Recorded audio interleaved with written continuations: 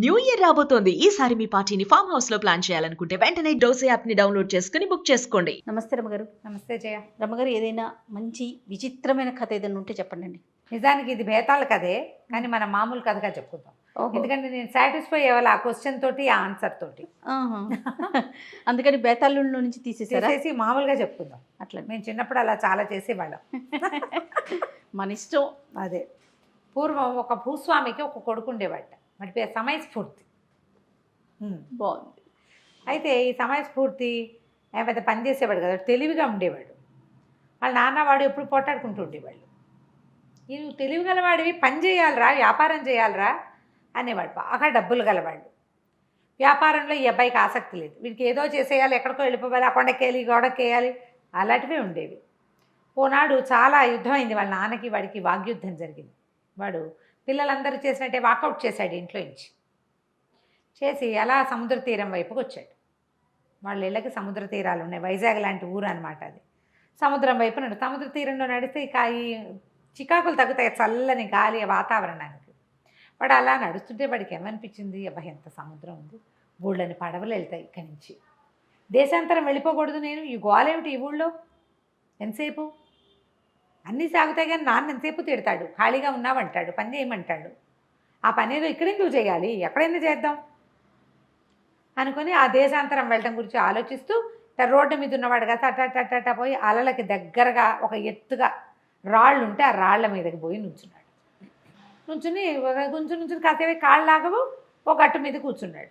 ఉండి ఒక్కో అలా వచ్చి ఆ కొండరాళ్ళకి తగులుతోంది. ఆలోచిస్తున్నాడు. వేరే దేశం వెళ్తే జీవితం వెళ్ళడం మనం ఊహించుకుంటాం కదా. ఇంతలో ఏంది, వెనకాల ఏదో సందడి వినపడింది. గుంపుగా బోళ్ళని పిశాచాలు వచ్చి వీడి వెనకాల నుంచుని. వీడంత భయస్థుడుగా, చిన్నపిల్లలకు ఒక తెంపర్తనం ఉంటుంది చూడు, పిరిగ్గా ఉండరు. సంసారాలు మీద పడ్డాకి పిరికితనాలు వస్తాయి మగపిల్లలకి. ఏ బరువు బాధ్యత లేని వాడికి ఏ భయము లేదు. అమ్మో అదేమైపోతే ఇదేపోతే టెన్షన్ లేదు కదా. బరువు బాధ్యతలు లేని వాళ్ళకి పిరికితనం ఉండదు. వాడు చూస్తున్నాడు, వీళ్ళు ఏం చేస్తాయా ఇవన్నీ, ఈ పిశాచాలన్నీ చక్కగా ముసుగులేసుకుని నిలబడున్నాయి, నాకో గుర్రం, నాకో జీను, నాకో గుర్రం, నాకో జీను అని అరుస్తున్నాయి. అరుస్తుంటే సడన్గా వీడు చూశాడు, ఓ గుర్రము ఓ జీను వచ్చినాయి ఒక్కోదానికి. వీడేమనుకున్నాడు, అదేదో బాగుందని వాళ్ళది గుంపులో చేరిపోయాడు వీడు కూడా. ఈ వాడి దగ్గర ఓ తలపాగా ఉంది, దాన్ని కొంచెం వదులుగా లాక్కున్నాడు. వెనక నుంచి చూస్తే వీడు కూడా వాళ్ళతో ఉన్నట్టే ఉంది. నాకో గుర్రం జాకో జీను అని అరిచాడు. అరవంగానే వీడికో గుర్రం వీడికో జీను వచ్చింది. ఆశ్చర్యపోయాడు. గుర్రం ఎక్కేసేసరికల్లా ఏం సమయస్ఫూర్తి, నువ్వు కూడా మాతో వస్తావా అని ఒక ముసలి పిశాచం అడిగేసరికల్లా వస్తాను అన్నాడు. ఎక్కడికి వెళ్తున్నారు మీరంతా అన్నాడు. సముద్ర మధ్యంలో ఒక రాజుగారి ఇల్లు, ఆ రాజకుమార్తెకి పెళ్ళవుతోంది, ఆ పెళ్లి చూడ్డానికి వెళ్తున్నాం, నేను కూడా వస్తా అని వాళ్ళ వెనకాల సముద్ర గర్భం అని వీడు కూడా అరిచాడు. ఇవన్నీ గుర్రాలు ఎగిరినాయి, వీడి గుర్రం కూడా ఎగిరింది ఆ జీన్ మీద. జీన్ వేసుకుని దాని మీద వీడు కూర్చున్నాడు, వాళ్ళతో పాటు పోయాడు. పోయేసరికల్లా ఒక పెద్ద మండపం, బోళ్ళంతమంది జనాలు, గందరగోళంగా బోళ్ళంతమంది ఉన్నారు. సరే ఇక్కడ పెళ్ళి, అందరూ వచ్చి జనాలు తిరుగుతున్నారు, వీళ్ళు కూడా పోయి అక్కడ నుంచున్నారు. ఈ పిశాచాలు ఎవరికంటా వాళ్ళ మధ్యలో ఉన్న సమయస్ఫూర్తిని ఎవరూ చూడలేదు. సరే ఇదేదో బాగుంది, ఇంత ఇల్లా, సముద్ర గర్భంలో ఇంతంత బిల్డింగ్లు ఉంటాయా, ఇంత ఇవి ఉంటాయా, ఇంత అవి ఉంటాయా అంటే ఆ ఉంటాయి అన్నాడు. ఇంతకీ పెళ్లి కూతురేది అన్నాడు. అదిగో ఆ చూడు, ఆ గుంపు మధ్యలో వధువు వేషంలో ఉంది, కళ్యాణ బొట్టు పెట్టుకుంది పిల్ల చూడంటే, ఆ పిల్లని చూసి వీడు నిర్ఘాంతపడి ఎంత అందంగా ఉందో, ఎంతో బాగుంది. వీడు ఆశ్చర్యపోయాడు, ఎంత అందంగా ఉంది అని. కానీ వీడు అలాగే చూడగా వీడికి తెలిసింది ఆ పిల్ల కంట్లో ఇచ్చి నీళ్లు గారుతున్నాయి. అదేమిటి ఏడుస్తుంది పెళ్లి కూతురు అని అడిగాడు ముసలి పిశాచాన్ని. ఏడవకేం చేస్తుంది, ఆ అమ్మాయికి ఇష్టం లేని పెళ్ళి అని చెప్పింది పిశాచం. ఆ పెళ్లి తప్పించడానికే మనం ఇక్కడికి వచ్చాం. ఇక్కడంతా ఉత్సాహంగా కేరింతలు కొడుతుంది, ఇది ఒకటే ఎందుకు ఏడుస్తోందని వీడికి డౌట్ వచ్చింది. అడిగేసరికి వాడదన్నాడు, అయ్య బాబాయ్ పెళ్లి తప్పించడమే అన్నాడు. అవును, ఎందుకు ఇష్టం లేదంటే వాళ్ళ నాన్న ఈ పెళ్లి కుదిర్చాడు 3 ఏళ్ల క్రితం. ఆ పిల్లకి పెళ్లి చేసుకోవడం ఇష్టం లేదు, అబ్బాయి అంటే నచ్చదు. దానికి నచ్చక ఏం చేసింది, ఇంకా చిన్నపిల్లని కొంచెం వయసు వచ్చాక చేసుకుంటానని 3 ఏళ్ళుగా టలాయించింది. 18వ ఏడు వచ్చింది, పెళ్లి కుదిర్చేశారు. ఏ పిశాచాలైనా నా పెళ్లి తప్పించకూడదా అని రోజు ప్రార్థిస్తుంది. పెళ్లి తప్పించడానికి వచ్చాం. బాగుంది అనేసరికి సరేననుకున్నాడు. సరే పెళ్లి కూతురిని మండపంలోకి ప్రవేశపెట్టండి. ఎలా తీసుకెళ్తాయి పిశాచాలు చూస్తున్నాడు వీడు, వాళ్ళతో పాటే ఉన్నాడు కదా. ఆ, మండపంలోకి పెళ్లి కూతురు ఏంటంటే అవతల మండపంలో ఉన్న పెళ్లి కూతురు ఈ కొబ్బరికాయ పుచ్చుకుని నడిచొస్తారు. ఇంకా ఎవరో 5-6 ఆడంగులు ఉన్నారు చుట్టూ, మామూలుగా పెళ్లి కూతురు చుట్టూ ఉంటారు చూడు అట్లా. ఈ పిశాచాల్లో ఒకటి అలా వెళ్ళి, అది ఎవరికీ కనపడదు, రాకుమార్తెకి కాలడ్డం పెట్టింది. ఆ అమ్మాయి కాస్త దభేలమని ముందుకు పడింది. పడంగానే ఇంకో పిశాచం వెళ్ళి ఒక దుప్పటి లాంటిది కప్పేసింది. మిగిలిన జనాలంతా ఏదో కంగారు పడ్డారు. ఆ అమ్మాయిని కాస్త భుజానేసుకున్నారు వీళ్ళు. రాజకుమార్తె ఏది ఏది ఏది అని వాళ్ళు వెతుక్కుంటున్నారు. ఆ దుప్పటి వేశాక ఇంకా ఆ పిల్ల ఎవ్వరికీ కనపడలేదు. పడింది కనపడలేదు అంటున్నారు అందరూ.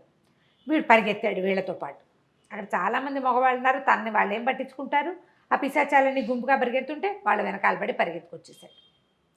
పరిగెత్తుకొచ్చాక ఆ ముసలి పిశాచం మొదటే చెప్పింది, మనం రాకుమార్తెని తీసుకొచ్చేస్తాము, తీసుకొచ్చేసినప్పుడు అది అమ్మాయిని తీసుకురావడానికి నీ గుర్రం ఎక్కించుకో, ఎందుకంటే మేము పిశాచాలం కదా, మేము పట్టుకోవడానికి మా దగ్గర ఏమి ఉండదు, శక్తి ఉండదు కదా మాకేమే. అంటే అవి ఇట్లా గాలిగా తిరుగుతాయి. ఏదైనా వస్త్రం వేసుకుంటే వస్త్రం గాల్లో ఎగురుతూ ఉంటుంది, శరీరం లేదు కదా. నీ గుర్రం మీద కూర్చోబెట్టుకో, ఆ అమ్మాయికి ఆధారం ఉంటుంది, నిన్ను పట్టుకుంటుంది, లేకపోతే సముద్ర మధ్యంలో పడిపోతుంది, సముద్రం దాటించేద్దాం, నీ గుర్రం ఎక్కించుకోమన్నారు. సరే ఈ మోసుకొచ్చాక నాకో గుర్రం నాకో జీను అని అరవంగానే ఓ గుర్రము ఓ జీను వచ్చినాయి అందరికీ. వీడికి వచ్చినాయి. ఆ రాకుమార్తెను ఎత్తి వీడి గుర్రం మీద కూర్చోబెట్టాడు. ఈ గుర్రం ఎగురు పద సముద్ర తీరానికి అనగానే గుర్రాలన్నీ లేచినాయి పైకి. కుర్రాడికి ఏమనిపించింది సమయస్ఫూర్తికి, అయ్యో ఇప్పుడు తీసుకొచ్చి దింపేస్తే వీళ్ళకి పట్టుకోవడానికి ఆధారంగా హ్యాండిల్లాగా వచ్చినట్టున్నాను నేను, ఇంత అందమైన పిశాచాల పాల్పడిపోదు వృధాగా, అదేమో మనిషి, అదే పైగా చాలా అందంగా ఉంది, చిన్నపిల్ల 18 ఏళ్ళది, పెళ్లి కూతురు రాకుమార్తె, పిశాచాలు ఏం చేసుకుంటాయి దాన్ని అనిపించి దాన్ని తీసుకెళ్ళిపోదాం అనుకున్నాడు. ఆ గుర్రం సముద్ర మార్గంలో ఉండగా వాడికి ఊహ తట్టింది. ఎప్పుడైతే ఆ కొండలాగా ఉన్న చోట సముద్రం తీరంలో కొండలే ఉంది కదా, ఆ కొండ మీద దిగ్గగానే పిశాచాలు గబగబా వచ్చాయి రాకుమార్తెను దింపడానికి. వీడు ఒప్పుకోలే, దూరంగా ఉండండి అని గట్టిగా ఆంజనేయ దండకం చదివాడు. ఆంజనేయ దండకం చదివి పిశాచాలని బెదిరి వెనక్కి నించుంది. నేనే తీసుకెళ్ళిపోతాను అన్నాడు. అనేసరికల్ పిశాచాలనే, అమ్మా మళ్ళీ మోసం చేస్తావా, నీకు తగిన శాస్తి అవుతుందిలే, అయితే ఏందన్నాడు. తగిన శాస్తి అవుతుందంటే ఏదైతే అది చూసుకుందామని ఆ అమ్మాయిని భుజాన్ని వేసుకుని ఆ కొండ దిగేశాడు. ఆ పిల్ల స్పృహలో లేదు, ఆ దుప్పటి తీసి పక్కన పారేశాడు. చాలాసేపటి దాకా స్పృహలోకి రాల. ఏం చేశాడు, తాము ఇంటికి వెళ్ళకుండా తనకి తెలిసిన ఒక పూజారి గారి ఇంటికి తీసుకుపోయాడు ఆ పిల్లని. సముద్ర తీరంలో దొరికిందని, మీ దగ్గర ఉంచండి, రేపు పొద్దునే వస్తానని. ఇదంతా రాత్రికే వేళ కదా జరిగింది. అర్ధరాత్రికి చేరాడు వాళ్ళ ఇంటికి. అక్కడ అమ్మాయిని అప్పచెప్పి ఇంటికి వచ్చేసాడు. మర్నాడు పొద్దున వెళ్ళేసరికల్లా ఆ పిల్లని పలకరించబోయేసరికల్లా ఆ పిల్ల అంది, నోట్లో మాటలేదు, మాట పడిపోయింది దానికి. పిశాచాలు ఏమైనా నీకు తగిన శాస్తి అవుతుందన్నారుగా, ఏం చేయాలో తెలీదా, ఆ పిల్లని పంపడం ఎలాగో తెలీదు, ఉంచుకోవటం ఎలాగో తెలీదు. దానికి మాటామంతి లేదు. ఏదో మాట్లాడుకుని డిస్కస్ చేసి నన్ను పెళ్లి చేసుకో, మా ఇంట్లో ఉండు, ఏదైనా అడగాలంటే అదేమీ చెప్పలేదు. ఇంకేం చేస్తాడు, సరే తండ్రి ఇంటి దగ్గర నుంచి కొంచెం డబ్బులు తెచ్చి ఈ పూజారి గారికి ఇచ్చి ఈ అమ్మాయిని భద్రంగా చూసుకోండి, చూద్దామన్నాడు. రోజు పోయేవాడు ఆ పిల్లని కలవటానికి. ఆ పిల్ల పూజారి గారి ఇంట్లో ఉండి ఏదో దేవాలయానికి పనిచేస్తూ ఇష్టం లేని పెళ్లి తప్పించుకుంది. కానీ తన ఇంటికి ఎలా వెళ్ళాలో తెలీదు, ఎవరింటికి వెళ్ళాలో తెలీదు, నోట్లో ముక్కలేదు దానికి. అయ్యో ఇక్కడే ఉండిపోయింది. రోజులు గడవగా వీడు కొంచెం బుద్ధిమంతుడు అయ్యాడు, సమయస్ఫూర్తి అనుకుంటున్నాడు వాళ్ళ నాన్న. వాడి ఇంటి పట్టు ఉండటం, సాయంకాలం అయ్యేసరికి ఒకసారి అలా బయటకు వెళ్ళి మళ్ళీ తిరిగి వచ్చేయటం, ఖర్చులు జాగ్రత్తగా పెట్టడం. ఇప్పుడు ఈ పిల్లాడి అట్రాక్షన్ అంతా అమ్మాయి. ఇలాంటి అట్రాక్షన్లు ఏర్పడ్డ పిల్లలు బుద్ధిమంతులు అయిపోతారు ఆటోమేటిక్గా. తండ్రి బాధ్యతగా ఉండమంటే బాధ్యతగా కూడా ఉంటున్నాడు. సరే పూజారి గారికి డబ్బిచ్చి ఆ పిల్లని కాపాడాడు. సంవత్సరం తిరిగాక వీడికి ఒకరోజు సడన్గా స్ట్రైక్ అయ్యింది, అరే ఇదే రోజు నేను ఈ అమ్మాయిని తెచ్చింది, పిశాచాలు నాకు కనపడ్డ రోజు ఇదే అని చెప్పి ఏమనుకున్నాడు, సముద్ర తీరానికి బయలుదేరాడు. వాడే వెళ్ళాడు. వెళ్ళి ఆ కొండెక్కి కూర్చున్నాడు. రాత్రి అయ్యేసరికల్లా పిశాచాలన్నీ వచ్చాయి. ఏం సమయస్ఫూర్తి, మమ్మల్ని మోసం చేసి వెళ్ళావుగా, మళ్ళీ వచ్చామే అని ఒకటి ఓ పిశాచం. ఆ పెద్ద మోసం చేసి తీసుకెళ్ళాడు, ఏముందిలే ఈ ముద్దును ఏం చేసుకుంటాడు అని రెండోది. మూడో పిశాచం అంది, ఏముంది వాళ్ళ వాకిట్లో ఉన్న మొక్కకి పాలు తీసుకొస్తే సరే, వీడికి తెలియదుగా అన్నది. అనగానే వీడికి ఏంటి, మా వాకిట్లో ఒక మొక్క ఉందా, ఆ మొక్కకి రసం తీసి పోస్తే దానికి మాట వస్తుందా? పోయాడు. పిల్ల పిశాచాలండి, నాకో గుర్రం నాకో జీను అని అరిచి అందరికీ గుర్రాలు జీన్లు వచ్చినాయి. ముసలి పిశాచంతో సహా ఎక్కెళ్ళిపోయాను. వీడు గబగబా దిగి వచ్చేసాడు. ఇంటికి వచ్చి పడుకున్నాడు. రాత్రిపూట ఏం కనపడుతుంది? తెల్లవారి పొద్దున్నే చూస్తే వాళ్ళ గుమ్మం పక్కనే ఒక విచిత్రమైన మొక్క ఉంది. ఏవో ఉన్నాయి, వాడు ఎప్పుడు అబ్జర్వ్ చేయాలి, చూస్తే కదా మనకు తెలిసేది. వాడు ఏమనుకున్నాడు, ఈ మొక్కతోటి ఏందో ఉంది, దీని రకం చూద్దామని ఆ మొక్కను తీసుకుని కల్వంలో వేసి నూరాడు. నూనెలాగా ఒక పదార్థం వచ్చింది. అది దాన్ని మందుకి ఎలా చేయాలి వీడికి ఏం తెలియదు, ట్రై చేస్తున్నాడు అంతే. సరే కొంచెం ఏం చేశాడు, పాలు తీసుకుని పాలల్లో పోసి పొయ్యి మీద పెట్టించాడు. కాగి ఏదో చిక్కగా తయారైంది. వాడికి భయం వేసింది, ఆ పిల్లకి ఇస్తే ఏమైపోతుందో. అది మూగిదైనా ఏదో మనిషిగా ఉంది కదా, మనమే చూద్దామనుకున్నాడు. ఏం చేశాడు, సాయంకాలానికి జరిగింది. అంత ఆ కాచిన పాలలో ఇంతెత్తి గొంతులో పోసుకున్నాడు. పడుకున్నాడు. గాఢంగా నిద్ర పట్టింది. పొద్దున్న లేచేసరికి చాలా బలం వచ్చిన ఫీలింగ్ వచ్చింది. అంటే దాంతో ఏం అవ్వదు, ఇబ్బంది లేదు. అమ్మాయికి ఏదైనా జరుగుతుందేమో చూద్దామని ఆ పాలు పుచ్చుకుని ఆ పూజారి గారి ఇంటికి పోయాడు. ఆ పిల్ల వీడి కోసం 2 రోజులు అయిపోయింది. వాడు ప్రతిరోజు సాయంత్రం వచ్చేవాడు. ముందు రోజు సాయంత్రం ఏమో పిశాచాలను చూడడానికి వెళ్ళాడు. మర్నాడు సాయంత్రం పాలు తాగి పడుకున్నాడు. 3వ రోజు సాయంత్రానికి వచ్చాడు.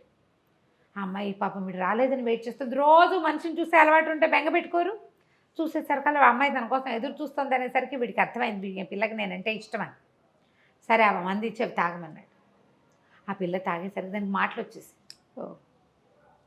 ఆ సంతోషించి సమయస్ఫూర్తి వాళ్ళ పూజారి గారికి చెప్పి అక్కడి నుంచి వాళ్ళ నాన్నకి ఒక పిల్లని ప్రేమించాను, పూజారి గారి పిల్ల అని చెప్పి వాళ్ళ నాన్న ఎవరో ఒకళ్ళు బుద్ధిమంతులు అయితే చాలు, మంచివాళ్ళు అయితే చాలు, వీడికి పెళ్లి చేయడానికి అనుకున్నాడు. ఆ అమ్మాయి సముద్ర గర్భంలో ఉన్న సముద్ర గర్భపు రాజకుమార్తె అన్న మాట తెలియదు. దాని మీద ఒంటి మీద చక్కగా నగలు అన్నీ ఉన్నాయి. నగలతో పూజారి గారి అమ్మాయినే అనుకున్న తర్వాత ఎప్పుడో చెప్పుకుంటాడు. తీసుకెళ్ళి లక్షణంగా పెళ్లి చేసేసుకున్నాడు. హాయిగా ఉన్నాడు. కథ కంచికి మనం ఇంటికి. భలే ఉంది రమ్మగారు. నమస్తే. నమస్తే.